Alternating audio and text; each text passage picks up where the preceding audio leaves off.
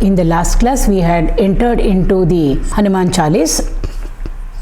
40 verses are there. We had finished with the first verse and we had gone into the second verse, which is Ramaduta Atulita Baladhama Anjani Putra Pavanasuta Nama. In this verse, we had gone through in detail what exactly Ramaduta means. So we will continue now. Atulita Baladhama. Bala means strength.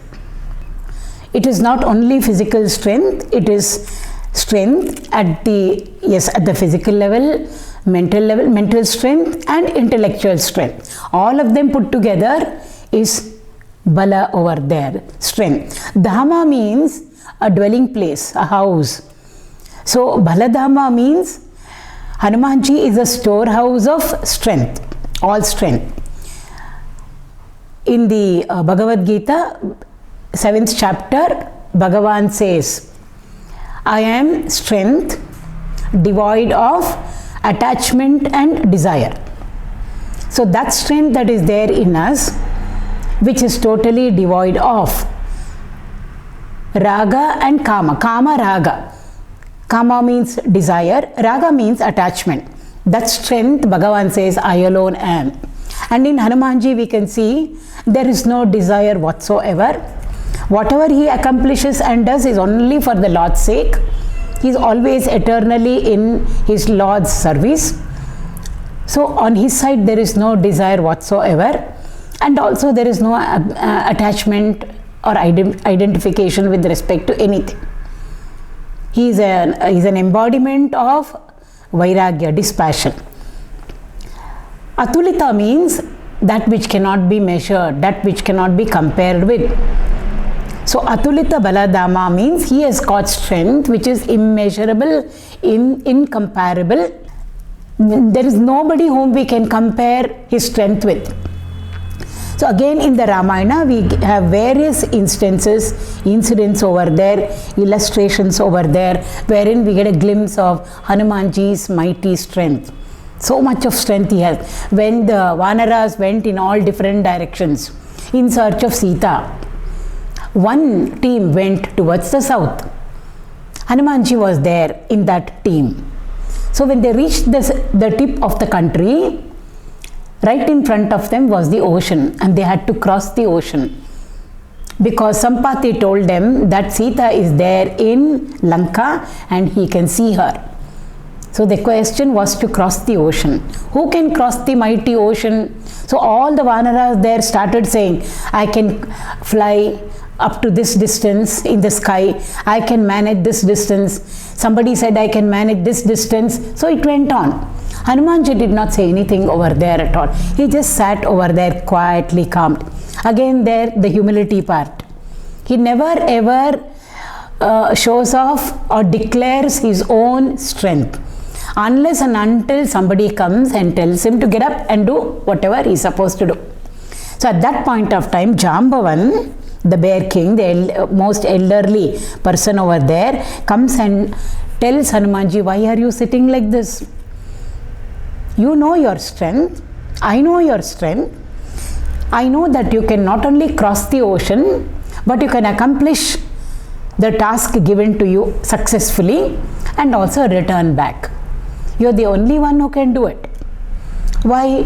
Jambavan says, you are the one who has crossed the shoreless ocean of samsara. Is this ocean very difficult for you to cross? And at that point of time, Hanumanji grows and grows and grows and grows. He steps onto the Mahendra Parvata, and from there he leaps into the sky.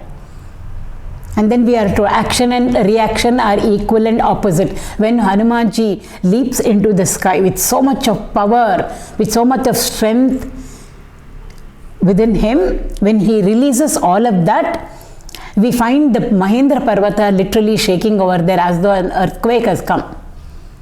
And when he is flying in the sky also, the whole ocean over there is as though it is all churned up. That is the vega, speed with which he is going. That is his power we can very vividly see over there. And he also says over there, I will cross the ocean. How will he cross the ocean? He says, I will cross the ocean like an arrow left, that has left Rama's bow. Like Rama Bana I will go, he says. I will search for Sita in all the 3 worlds. I will vanquish Ravana's forces and successfully come back. So he leaps into the sky, and not that it is all a very smooth journey and a pleasant journey for him. We know en route so many hurdles are there, obstacles are there for him, challenges are there for him, but still he makes it through. So he descends in Lanka, then he is able to, he searches for Sita, he finds her, and also what does he do? He destroys the Ashokavana over there, so that he can encounter Ravana's army over there. So there is a sample before the regular Rama-Ravana war. It's a trailer. Ravana sends all his army. He sends all his mighty warriors. On one side is the huge army, and on the other side is only Hanumanji over there. But still he completely destroys that huge army of Ravana. So Ravana knows. So that was one of his feat, Atulita Baladhama. Then when the war is going on, Ravana tells his brother Mahiravana to abduct or kidnap Rama and Lakshmana from the war field, from the war base where they have camped over there. So he comes and quietly takes them away when Rama and Lakshmana are sleeping. Hanumanji is the one. Where does he take Rama and Lakshmana? To the netherworlds, Patala Loka we are to. Hanumanji goes over there. These are all places where nobody can even dare to go. So he goes over there, kills this Mahiravana, and brings back Rama and Lakshmana safely. And also again, the Lanka Dahana that he does, it will come slowly. We're just talking about his strength over there. It's no ordinary feat at all. When they set fire to his tail, he just jumps into the sky, leaps into the sky, and destroys the entire Lanka. So that is one incident. And also the famous Sanjeevani incident, when Lakshmana has fallen over there unconscious in the battlefield, he is the one who goes and brings Sanjeevani. He brings the entire mountain, because he can't identify the particular medicinal herbs that the doctor wants. And quickly he goes and brings it back, because he was told before sunrise Lakshmana has to be treated with that particular medicinal herb. So he goes like lightning speed and then comes back. In between again Ravana creates lot of hurdles for him. He successfully crosses all of them. So there are various incidents in the Ramayana which give us a glimpse of his strength, his might, his prowess, his courage, his valor. Again, after the war is all over, Rama-Ravana Yuddha is over, Rama asks Sugriva, the king of the monkeys, to take account of all the Vanaras, because Rama has promised that all the Vanaras will come back safely. So before going to the war field, they took the count, number of Vanaras in the army. After the war was over, again Sugriva was asked to count. They found a few Vanaras missing. So Rama was a little anxious, because he has promised that all the Vanaras will come back safe and sound. So therefore he tells Hanumanji, come with me, let us go, walk into the war field, battlefield over there, and search for these Vanaras, the missing Vanaras over there. Now what had happened, when Kumbhakarna had come to fight, he is a huge person, so huge chariot, and to the chariot was a huge bell attached. So in the war over there, the bell got detached, and when it fell down, the huge bell, a few Vanaras who were dwarfs, dwarf means small in size, a few dwarf Vanaras got trapped under the bell. They could not come out. Small they are, less strength, they could not lift up the bell from inside. But so it was dark inside. However, they survived because there was a small little opening, so air was going in. But still, how long will they survive? No food, no water. So they all thought, yes, we are all doomed to death. One of the Vanaras said, don't give up hopes. Let's keep on chanting Rama's name. One fine day, I'm sure we will all be rescued. So this is what they were doing inside the bell. And when Rama and Hanumanji were moving through, Rama saw the bell over there. A huge bell lying on the ground. He just looked at it and looked at Hanumanji. Sometimes we don't even need to open our mouth and say something. One look is enough. The devotee will know what the Lord wants, or the disciple will know what the Guru wants him to do. Just one look is enough. So Rama just looks at Hanumanji. He knows that the Lord wants him to lift up the bell. What does he do? He uses his tail. He puts his tail inside that ring. There's a ring attached to the bell. He puts his tail through that ring and lifts it up so easily. Tail is not a very strong part of the body of a vanara, of a monkey. We know the tail will not have so much of strength, but still he used his tail to lift up this huge bell. And the moment the bell was lifted up, there were the trapped Vanaras over there. So they all came back to life only because of Hanumanji's grace and Rama's grace.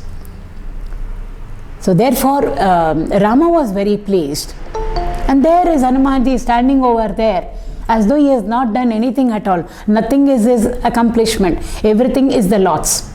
So he looks at him. Rama looks at Hanumanji and says, the bell is still there, suspended on his tail. So therefore, whoever worships you, hey Hanumanji, with the bell on your tail, that picture, it should come to our minds. Whoever worships you as the one who has an ornament called the bell on your tail, sure for them, all difficulties will go away. Troubles will go away, hurdles will go away, challenges will go away. And the worst thing is death. If death is around the corner, yes, they will be saved from that also. So these are all again instances where we are given an insight into what was the strength that Hanumanji had. Atulita Baladam. And not only that, he had all the 33 crore devatas blessing him. So the devatas, their strength is with him. All their weapons he can handle instead of them. All the planets, their grace is with him. No planet can do anything to him. And the most powerful planets which we always feel have an adverse effect on us are mostly Saturn, Shani Bhagavan, Mangala, Mars and Rahu. All of them can't do anything to us if we invoke Hanumanji. Saturday is Saturn's day, Shani Bhagavan's day, we worship Hanumanji. Tuesday, Mangala's day, Mars day, again we worship Hanumanji. And Rahu has got the same characteristics as Shani Bhagavan. So if we invoke him, no planets can touch us. Why? Because they all have given their boons or varas onto him. Now when we invoke Hanumanji, what is it that we offer to him? We can offer anything to him as Naivedyam, but sometimes each deity, there is something very special that we offer onto the deity as Naivedya. So what is it that we offer onto Hanumanji? We always know we can offer to him a Vadamala and also the beetle leaf mala. These are two very, very characteristic of him. So normally we say Vadamala Seva for Hanumanji either on a Tuesday or on a Saturday. So Vadamala means Vadas and all strung together in the form of a garland, and we offer it onto him and then it comes back to us as prasadam. So there is a small little incident also with regard to this. And that vada is made up of which dal? It's not made up of the usual channa dal which we use for the masala vada or the ambode. We use urad dal over there. So it's special over there. Why do we use urad dal and make uddin vada and then string them all together and offer it to him as a garland? Urad dal, amongst all the dals, the tur dal, the chana dal, the moong dal, and we have of course the urad dal. Amongst all of them, urad dal is the heaviest with regard to its content, nutritive content, protein content. It's very, very high. And it's not very easy for us also to digest it. We can't easily digest it. So therefore, to Hanuman, since it is very heavy, it's got high protein content. It gives a lot of strength also to the person who consumes it. So Hanumanji is an ocean of strength, a storehouse of strength. What will we offer to him? Something which indicates that it is high in protein. So therefore we use urad dal, make it into vadas and then offer it onto him. Another very interesting story is, we have the Navagrahas, the 9 planets. They are all associated with dhanyas. I'm sure all of you know about. For sun it is wheat, for moon it is rice, for Mars it is tur dal. So like that, for Wednesday, for Mercury it is moong dal, etc. Like that it goes on. What this urad dal is associated with Rahu. Rahu is not a very pleasant planet for us.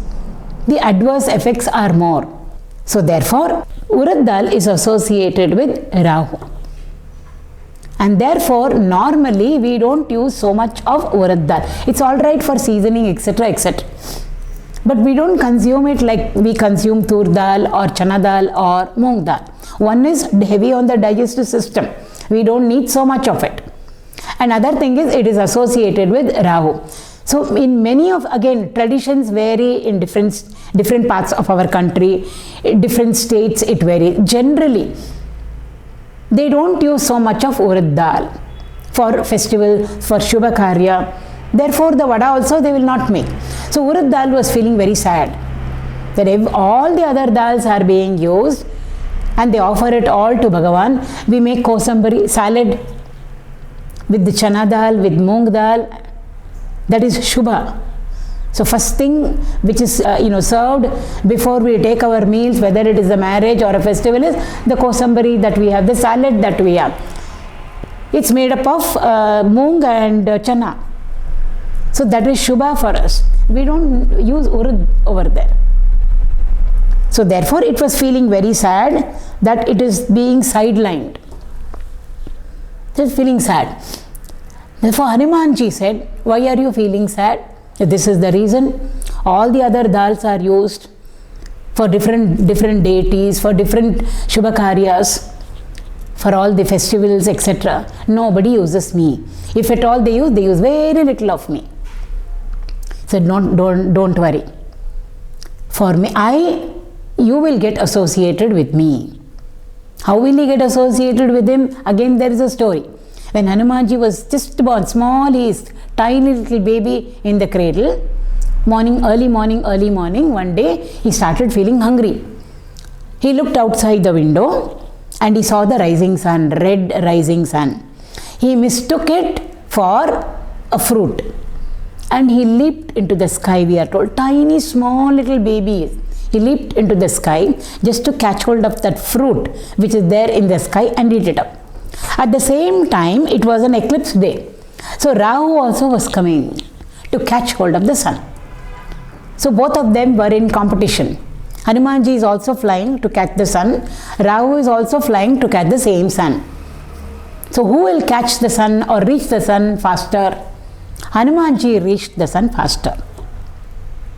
So Rahu did not get angry. He said, you have reached the sun faster than me, quicker than me. And therefore he said, that dhanya which is associated with me, if people offer onto you, when they perform the Naivedya, my adverse effect on people will be less, is what Rahu told Hanumanji. And what is the dhanya associated with Rahu? It is urad dal. So therefore, to make the adverse effect of Rahu less on us, we use urad dal, convert it into a vada, and then put them all together into the form of a mala and offer it on to Hanumanji. And then we take it as prasadam. When it is taken as prasadam, no adverse effect can be there on us. So therefore this vadamala to Hanumanji. And also it's very interesting. So many people, great people who take these, storytelling sessions for elders. I'm not talking about children. The Bhagavad Saptaha or the Puranas are taken, Ramayana is taken, Mahabharata is taken. Different incidents, interpretation, they will weave into their discussion or their narration. So over there they say, why this urad dal, the vada made up of urad dal has got so much of importance. First of all, the urad dal has to be soaked. So much of effort, so much of process over there. It goes through so many stages. What? The urad dal. So first it has to be soaked. After it getting soaked, it is nicely ground, crushed and ground. It's not a pleasant feeling for urad dal at all. For some time it is drowned in water. Who would like to be drowned in water? And after some time it is crushed and pounded over there. And then afterwards what is done? We take it in our hand and then make it into a ball and put it in hot oil and fry it over there. All this represents spiritual sadhana for us. We should get soaked in devotion. Each one of the stages denotes something for us. Soaked in devotion. Again, interpretations are all different. And then ground and crushed over there, which means the path that we are taking to reach the Lord is not going to be very, very easy. We will all be crushed over there. Hurdles will be there, challenges will be there, obstacles will be there. It's not the easy part at all. Again and again we have to continue. We may put some steps forward and take some steps backward also, which we should not do. Again we move ahead. It's not easy at all. And our individuality, identity is slowly getting crushed. It's becoming powder over there, paste over there. But it allows itself to go through all that. And then afterwards it enters into hot oil.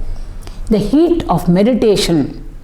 In that only we can become realized people, or Jivan Muktas we can become.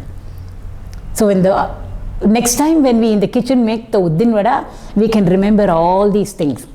And when the Uddin Vada is made also, why is there a hole over there? Anything we make a hole, it gets punctured. It's flattened. Balloon, we make prick, it gets flattened. So therefore, it's all puffy, puffy, puffy. When we grind the urad dal, the soaked urad dal, we know it becomes fluffy and fluffy and fluffy. Puffy it becomes. One is white in color, sattva over there. And also it is becoming more and more and more of itself. This much of urad dal, if we soak and grind, that paste, that batter becomes more. So there it is, bloated ego. Bloated ego, Bhagavan will not accept. So what do? We make a hole over there. We puncture the ball of urad batter in our hand, which means no ego over there at all. Only when there is no ego, when there is no I, when there is no mind, Bhagavan will accept us. So in anything that we do in the kitchen, this is just one example of vada being made. For everything we can so beautifully connect it to the sadhana that we have to do to reach the Lord. Whether it is Jnana Marga or whether it is Bhakti Marga, it doesn't matter. All that happens in the kitchen, the various processes when we are cooking are all teaching us. They're all silently conveying a message to us, provided we are there to learn. But we are so preoccupied with our cooking. So that vada that comes out of the hot oil with a hole in the center, no ego over there at all. No identity, it's so perfect over there to be offered to the Lord. When we are rid of our ego, we don't have to reach the Lord comes to us. And also see the texture of it. It's so hard on top, crispy it is, hard. Inside, very, very soft. That is one of the characteristics of Hanumanji. He's very, very hard. Means so tough he is. Because he is Atulita Baladama he is. Nobody can do anything to him. Even the Brahmastra which Indrajit released to capture Hanumanji and take him to the court couldn't do anything to him. But Hanumanji voluntarily allowed himself to be dragged to the court so that he could meet Ravana face to face. So nothing can touch him. He is so tough. It's like anything comes and hits him, it will go back. Rebound back. But he is at the same time so soft, so soft. All that we have to do is say Rama.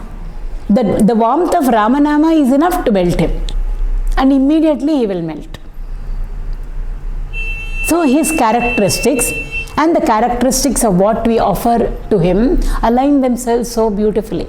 One simple vada which we offer to the Lord, so much it has got to teach us all. So vada we offer to him. The other food stuff that we offer to him is jalebi. So we can offer to him a vada made of urad dal, or we can offer to him jalebi that is also made up of urad dal batter only. Process is the same. One is spicy. We don't put too many spices, but yes, a little pepper, a little salt, a little ginger, all good for our health. And over there it is a sweet. So either we offer to him vadamala or we offer to him jalebis. Both are made up of urad dal only. So that's how he is connected with urad dal, who Atulita Baladhama, the one who is a storehouse of all strength. Anjani Putra. Anjana was the name of his mother. So Anjana's Putra he is. Anjana, the word Anjana itself means very pure. Anjana also means beauty. Anjana means the kajal that we apply in our eye also. It's not just for beautification. The entire process of making kajal, if we go through, it's got lots of medicinal benefit. It's very, very good for our eyes. So good for the eyes in terms of health, and also it adds to the beauty. So Anjana represents all of that. She is noble. She is an embodiment of purity. She is beauty personified. We are not talking outside beauty. We are talking both inside and outside beauty. And therefore, who else can be his mother but Anjana? So Anjana is his mother. Anjani Putra. Putra again means one who looks after his or her parents. The meaning of the word Putra itself means that one who helps the parents when they are in their old age is Putra. So the Anjani Putra, Pavana Sutta Nama. He was born with the grace of Vayu Bhagavan. Vayu Bhagavan stands for air, vital air he stands for. We all breathe in and breathe out air. Vayu is air in motion. If air does not go into us and if air does not come out of us, we will never ever be able to live on everything else. Once the air doesn't go in through our nostrils, immediately the warmth in us will go away. The Agni Tattva will go away. Everything just goes away. The Jala Tattva, everything. So decay starts the moment air doesn't enter into us. Therefore, air becomes a very vital factor for all of us. Vayu Bhagavan. So he is wind. He stands for life. He stands for purity. He is a purifier. In the 10th chapter of the Bhagavad Gita, Bhagavan says, among the purifiers, I am Vayu, he says. When we go out of station, we close all the doors, we close all the windows, and then after maybe 10 days when we come back, it's very, very stuffy. Why? There is no cross ventilation at all. The air inside is stagnant. Air should move. So what do? Immediately we open the windows. Cross ventilation is there. So everything becomes fresh.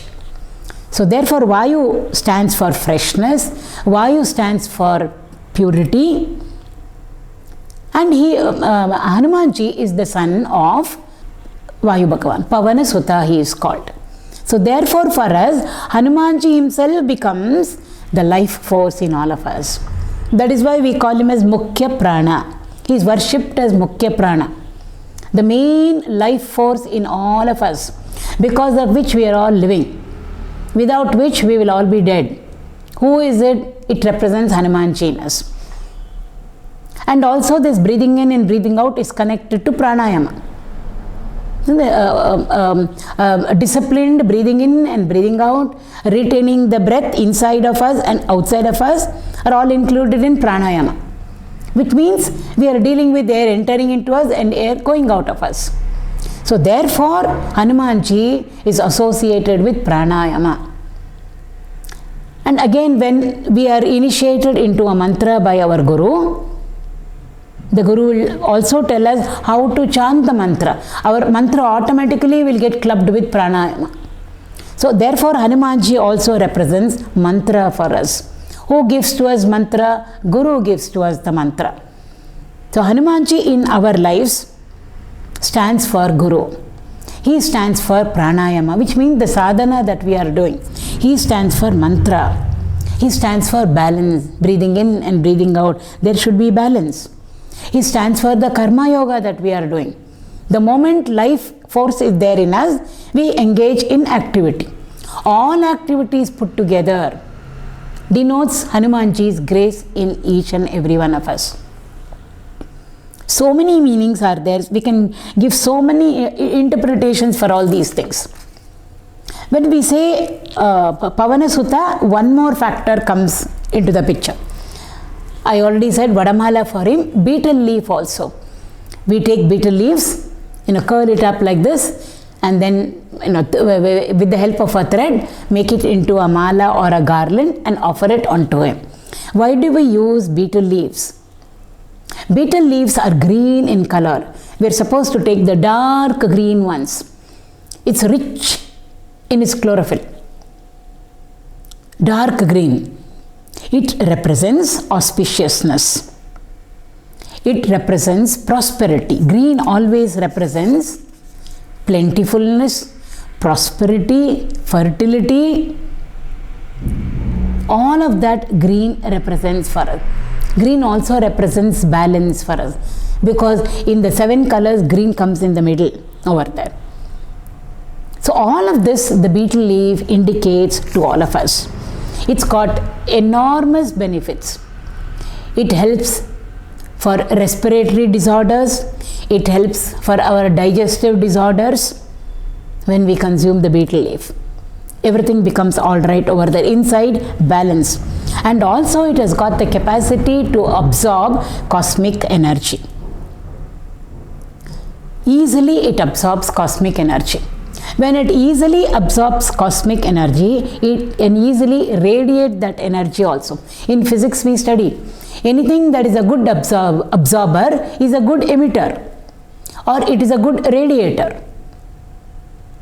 So since it easily absorbs lots and lots of cosmic energy from outside, from the cosmos, it can easily convey it to us also when we come in contact with it, whether when we take it in or when we are in contact with it also. So therefore Hanumanji is Mukhya Prana there. He represents life energy for us. He represents all energy for us. So therefore what do? We make a mala of the betel leaves, offer it onto him. The betel leaves are in contact with the deity. It absorbs the energy from Hanumanji, because we have done the prana pratishtha over there of Hanumanji. It easily absorbs. And when the betel leaf mala comes back to us as prasadam, it will get into us also. It's so beautiful it is. And also the betel leaf when we use, for kalasha we use. So when we bring in the concept of Kalasha, it is Lakshmi Devi. No Devi Puja is complete without using betel leaves. That is why we associate betel leaves with Devi. And who is she? She is Shakti over there. Not only she represents values, Lakshmi Sampat is values, Adi Shankara says. Also the strength in us to do the good things, to do the right things. Whose blessings and grace should we get? Devi's grace and blessings alone we should get. Therefore, we make the betel leaf a part of all our rituals, a part of all our pujas. And when we are doing it, the energy that it absorbs will enter into us when we are in contact with the betel leaf or when we consume it as prasad. So Kalasha over there. And also, I'm sure all of you would have observed, whenever we take a sankalpa or whenever we make a commitment to ourselves, or more so when it is a commitment to somebody else, well, how do we make that commitment? We use betel leaves over there. In fact, the engagement ceremony, at least in Karnataka, I am aware of it. Even over here, district to district, it will vary. The engagement, just before the marriage of a boy and a girl, we call engagement as Nishchitartha, Nishchaya. Nishchaya means I am committing. What are we committing? I am committing that my daughter will be given to your son or to this boy. It's a commitment over there. So Nishchitartha it is called. They also use it if you go to the rural side, they will call it as Viledale Shastra. Viledale means betel leaf.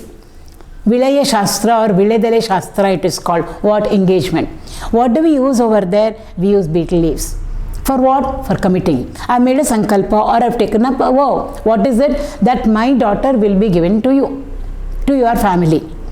So whether it is a sankalpa, we are making any commitment. It need not be a marriage. We are undertaking something. It can be an adventurous event. It can be anything. When we take up a sankalpa or we make a commitment, it need not be to another family, it can be to our elders, anybody it can be. When we make a commitment, how do we make that other person know, yes, I am committed? Some means we have to use. So therefore, what do we use? We use betel leaves over there.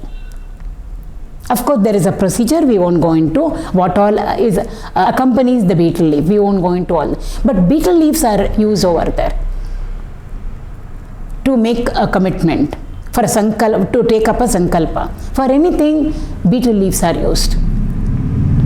And also it's a very, very important part of, after having had a meal, the tambula part.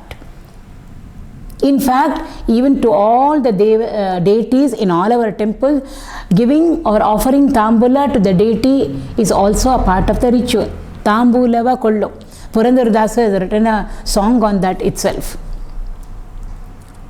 That much of a high place or a divine, auspicious, noble place betel leaf occupies in our tradition and heritage. This betel leaf, I mean, there is more to it. I've just, I've gone through a few important points, that's all. So because of all these factors, it makes betel leaf very, very special. Not ordinary, it is out of the ordinary, extraordinary. Anything that is extraordinary in nature, we always associate it with Lord. It can be Tulsi, it can be Bilva, it can be anything, it can be lotus, something other than the ordinary. We always associate it with the Lord. Because He is the one who has created this rarest of rarest things for all of us, for our own benefit. So instead of just consuming it, just like that, we offer it to the Lord. How do we offer it to the Lord? Make a beautiful garland and offer it onto Him. And then it comes back to us as His prasadam. The concept is very, very beautiful. Life force it. It's life that the moment life is there, everything is prosperous. When we see a tree outside, no leaves are there, that all the leaves have become dried up and have all fallen over there. So it's a dead tree over there. But the moment green leaves come over there, we say it's full of life. Full of life means Vayu Bhagavan, Vayu Tattva over there. And that is indicated in the greenery over there. So green and life go together. So Hanumanji is Pavanasuta, and therefore we offer to him a garland made up of betel leaves. The second verse is over. We will enter into the third verse. Mahavira Vikrama Bajarangi Kumati Nivara Sumatike Sangi. Mahavira he is. Who is a Mahavira? Veera means prowess he has got. What all factors constitute a Mahavira? We are told there are 5 things that should be there in a person. 5 characteristics. If he's got all of them in sufficient measure, then he is called as a Mahavira. What all should be there in him? He should be a Mahatyagi. Tyagi means one who sacrifices. Without sacrificing, we can't make progress in our life at all. Not possible. The bud has to sacrifice its existence for the flower to come up. The flower has to sacrifice its beauty, its fragrance, everything. Why? For the fruit to emerge. If the flower does not sacrifice its beautiful identity, we would have never had the fruit. So Tyaga is a very beautiful, it's not negative, it is positive. It's a very important aspect of progress, of evolution. When we are climbing up the steps to go reach out to the first floor from the ground floor, every step we have to do Tyaga of. Only then we can proceed. If on the first step itself we stand over there and say, I don't want to leave this step, then we will never move ahead at all. So we are doing Tyaga over there. First step we leave, second step we leave, third step we leave, so that we progress in our life. So therefore one who should be a Tyagi. So it's called as Tyaga Veera. Not little Tyaga. He should be able to, to a large extent. Why? For something very noble, for something very auspicious, for the welfare and the well-being of all put together, he should be able to let go there. Such a person is called Tyaga Veera. Daya Veera. Daya means compassion.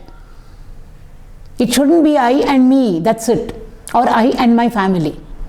Daya should be there. Compassion should be there. Kindness should be there. Sympathy should be there. Empathy should be there. Not just to our blood relatives. It should be extended to all of humanity. Daya Veera, therefore. We are showing our compassion and kindness and mercy only to 1 or 2, 3 people. We will not be called as a Daya Veera at all. This is all large scale. So one who is a Daya Veera. One who is a Dana Veera, charity. Again, charity, Tyaga and Tyaga and Dana go together. Without doing Tyaga, we can never ever do charity. Actually, they are all interlinked. So Dana is to give. When will we give?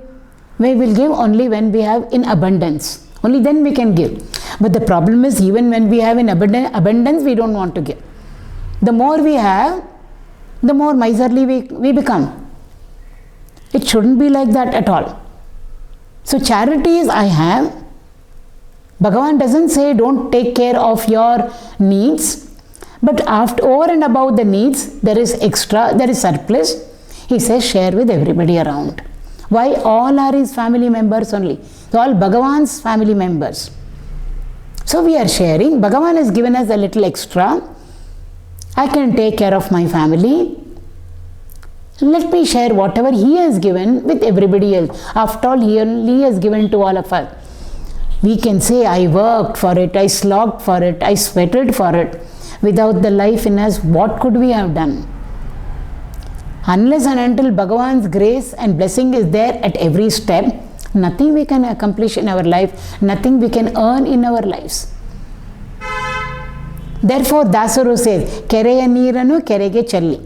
Hariya Karunadal Ada Bhagyava Hari Samarpane Maadi Badikiro. Whatever you have got in your life is all because of Lord's grace. Somebody gave it to me, he gave it to me, the boss gave it to me, all those things, they are all nimitta. But ultimately, who is the one who has given it to us through them all? It is only Lord. If His will is not there, nothing will come into our lives. So whatever we have got in our lives, Hariya Karunadal Ada Bhagyava Hari Samarpane Madi Badikiro. Offer it back onto the Lord. Offering it back onto the Lord doesn't mean we should go only to a temple and put money in the hundi. We share it with everybody. That's how the term Jana and Janardana come over there. What is the society? What is the community? It is nothing but Lord Himself in His Vishwarupa. So by serving those around us and about us in the society, in the community, by sharing, we have offered our services unto the Lord. So Dana Veera, Vidya Veera, knowledge. We have already gone through that. He is an ocean of knowledge. There is nothing that He doesn't know. Everything He knows. Is there anything that Hanumanji doesn't know? No. Therefore, He is called as Vidya Veera. And not only He knows, He puts it into practice also. Ranaveera. If we go into the Yuddha section of Ravana Yuddha, the Yuddha section of the Ramayana, we will see what a prominent role he is playing in that war over there. He is a Ranaveera is. One who is a Veera in all these factors. Tyaga Veera, Daya Veera, Dana Veera, Vidya Veera and Ranaveera. He is called as a Mahaveera. Everything he just knows how to let go. When he goes in search of Sita, he says no sleep and no eating till I find Sita. Who would have done that? See, Tyaga over there. So he says, until I find Sita, no sleep for me, no eating for me. He is very compassionate with Vibhishana. He knows what Vibhishana is because he has seen him. When Vibhishana comes onto this side, everybody has got second thought. Should Rama accept him? Why he is coming from the enemy side? Maybe he has come as a spy. Hanumanji knows how to beautifully, mediate over there. Not only compassion, he knows, he has seen him. So he uses his wisdom. He uses whatever he has seen. So it's all stored up in him as his wisdom. And also the compassion that he has got for the Lord's devotees. He knows Vibhishana is the Lord's devotee. He can never go wrong. So the compassion that he shows to Vibhishana, he gives, and Tyaga Dana, what greater Dana Hanumanji can do than offer himself to the Lord. He has given himself up to the Lord. There is nothing else for him to do. We can give this to the Lord, we can give this to the Lord, but if supposing we give ourselves to the Lord, then whatever we possess and we have also gets included in it. So Hanumanji is one who is completely surrendered to the Lord and offered his all, totally and completely to the Lord. What more Tyaga a person can do? What more Dana a person can do? It's like bottom line. Beyond that, there is nothing else to do. Bhagavan reciprocates that also to him. Last time we went through it. When we did Ramaduta, when he comes back successfully, having seen Sita, having spoken to her, when he comes back, the Lord says, I don't have anything to give to you. I give to you my sarvam. Means I give to you my all. And then he hugs Hanumanji. So both of them give their all to each other. So where are two over there? There is only one over there. So if Hanumanji represents a Jivatma for us and Rama represents Paramatma, both merge together to become one without a second. That is what Mukti, Moksha is all about. So he offers his all to the Lord. Lord can't keep quiet. Immediately the Lord also has to offer all of himself to the devotee. That's the beauty of devotion. It's like that. So Mahavira, Vikrama. Again, Vikrama means one who has got prowess. Very brave, lot of strength, prowess, lot of power with him. All of this is there. Will he do the wrong things? He will never do the wrong things. Ravana had all He had power, he had strength. He was the one who lifted Kailasa. All his strength he used for the wrong, for adharma. Hanumanji will never use it unrighteously. So all of it he has caught. Therefore he is called as Vikrama. Another meaning is there for Vikrama. Krama means step. Krama kramavagi we say. Means step by step, slowly, stage by stage. When we add to anything, it becomes special, unique. So Vikrama means he is the one who took special steps or unique steps. Which means in our life also, when we take steps, it doesn't mean walking over there, literal walking, where we go step by step. It's more something to do with within ourselves. Whenever we take a step forward, we should never backstep. Small steps we will take in our life and move ahead, but we should never backstep. So every step that we take will become a special step for us. Why? I have gone up till there. Earlier I was here. Now I have moved this much, means progress. Forward and upward we have moved in our life's pilgrimage. So every moment we should be taking unique, special steps in our life. Very often we backstep also, or we never step forward at all. Hanumanji is not like that. He takes the right step forward.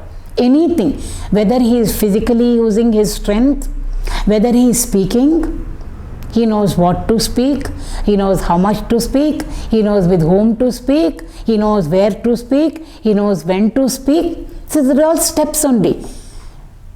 He knows measured steps.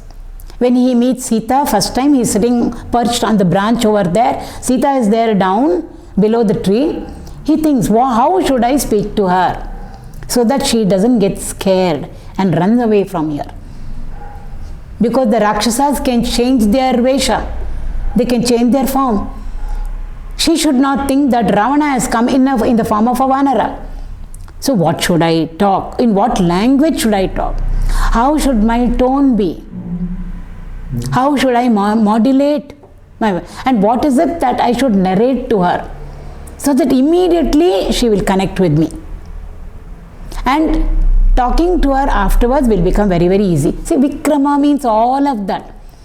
Every step that we take in our life should add to our lives. So it should be a plus, it should never be a minus. In the case of Hanumanji, it is always plus and plus and plus. Not addition, multiplication we can do. Vikrama. If we read Hanumanji's glory through and through the Ramayana, we will see special unique steps he takes. Like I said, physically it can be, talking it can be, anything that he does. He has always taken the right step forward. Right step we say. Right means correct step. When he enters into Lanka, first time he is coming, he has crossed the ocean, he has descended down and he wants to enter into the city of Lanka. Lankini has been vanquished, so she has given him permission, you can go now, she says. What does he do? Middle of the night he is entering Lanka. And also he puts his left foot forward and enters. In Valmiki Ramayana it comes. He puts his left foot forward. Normally we always say put your best foot forward. Put your right foot forward. Right means correct, that's what it means. So, and our right side, physical body, our right side represents energy part. Our left side always represents the materialistic part. So therefore they say, literally also, always put your right step forward and enter.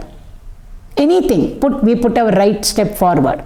Even whether we are going out of our house for anything or whether we are entering our house. Outside also we want things to be all right. Inside also we want things to be all right. Therefore, how should it be? Always right foot forward. Means the best foot, the correct foot. Correct step. But Hanumanji, when he enters into Lanka, he puts his left foot forward literally and enters. Isn't he doing the wrong thing? We feel no. It is Vikrama. It's a unique special step. Why? If Hanumanji had put his right foot forward and entered into Lanka, Now we know what Hanumanji stands for. Can Lanka be vanquished? Can the king of Lanka, Ravana, be killed and destroyed? Not possible. Hanumanji's full grace and blessings would have been on the Rakshasas and on Ravana and Kumbhakarna, if he had put his right foot there, and he is going as a messenger. See, he is doing his Dharma there. He is going as a messenger from which side? From Ravana's enemy side, Rama's side. So there the Dharma is that you enter the territory by putting your left foot forward. So by putting his left foot forward, he has put his correct foot forward. Vikrama is, any step he is put forward is the right step. But he put his left foot forward and went in, that is the right step. That is the correct step that Hanumanji had to take. See, like that, if we go through again, like I said, all the illustrations and the incidents and the little stories of Hanumanji, we will never be able to point out to him and say, you should not have done this, or this step you should not have taken. In your life, you should not have taken this decision, or you should not have taken this step in your life. Always, he has always taken the right decision, spoken rightly, acted rightly. That is the meaning of Vikrama, Vikrama, Vikrama. Unique, special, correct steps in his life. Whether it is within himself or whether it is outside of himself. Mean, whether he is operating at the body level, physical level, mental level, or at the intellectual level. Vikramaha. Bajarangi. Vajra plus Angi. Anga means parts of our body. Bajra, where Ba is, we can use the word Va. We always say Jai Bajarangabali, we say. So what does that Bajarangi mean? It is Vajra plus Anga, or it is Bajra plus Anga. Vajra means diamond. So Vajra Anga means every part of him. Anga means the various limbs of our physical body. Every part of his physical body, all his limbs are like diamond. Diamond is the hardest stone. In fact, to drill through rocks, they use a diamond tip. Any other tip, it will get broken. Hardest of rocks, to drill through them, they use diamond tip. Why? Diamond is the hardest known substance. Very hard. So therefore, his body, made up of all his limbs, how are they? Each part of him is like diamond. Nothing can enter into it. If an arrow comes, a spear comes, anything comes, it will just boomerang and go back that side. And has it left a dent on him or a scar on him? It can't. Nothing can happen to him. That is the meaning of Vajra Anga. So this is the word meaning. His entire body is as hard as diamond. It's just the word meaning. But what does it suggest to us? The suggestive meaning or the significance of calling Hanumanji Bajarangi, we will see in the next class.